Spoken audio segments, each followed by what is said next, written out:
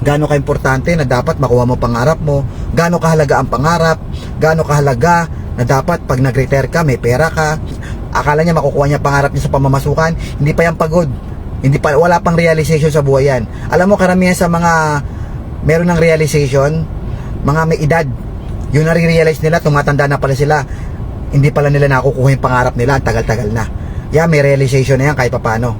Tapos yung mga nag-retire, sad to say, kung kailan nag-retire tsaka nagkaroon ng realization. Pagka-retire, walang pera, walang ipon, walang pundar, nanghihingi ng pera sa mga anak.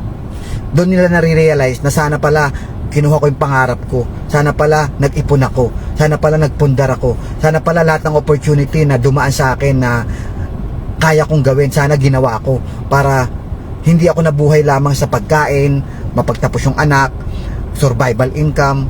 Hindi pala dapat ako nakontento kasi merong life after retirement. So yung life after retirement, yun ang pinakamahalaga. Kasi wala ka ng trabaho nun, wala ka ng lakas, hindi ka na tinatanggap sa trabaho, hindi ka na efficient. Kailangan meron ka na pundar na nagbibigay sa'yo ng passive income.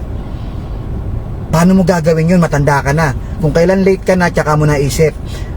Paano mo ipe-prepare ang future? Eto ka na. Nasa edad ka na. If you want to design your future, or if you want to prepare your future today. Ngayon mo i-prepare yung future mo ngayon. Kasi may oras ka pa, bata ka pa eh. May oras ka pa. Kung nasa 50 ka ngayon, meron ka pa 10 taon bago mag-retire.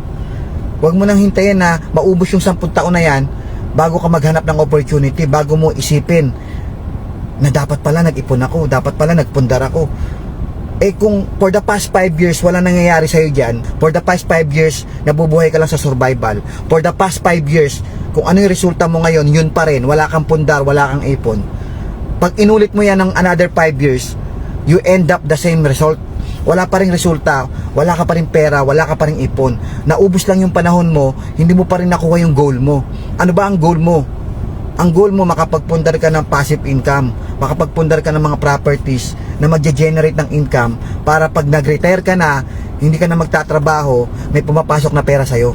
Kahit mahina ka na, kahit wala ka ng lakas, may pumapasok na pera sa'yo. Kailan mo gagawin yun? Ngayon. Kung 50 ka ngayon, may 10 taong ka na lang. Kung 55 ka na, may 5 taong ka na lang. Mahirap manghingi mahirap manlimos. Paano pa kung anak mo hindi nagbibigay ng kusa? Kaya kayo, magpayaman kayo para eventually matulungan yung sarili nyo, para hindi na kayo umasa sa anak nyo. Pero kung kayo successful na, huwag nyo rin pabayaan ang magulang nyo. So yun lang, maraming salamat, thank you, and God bless.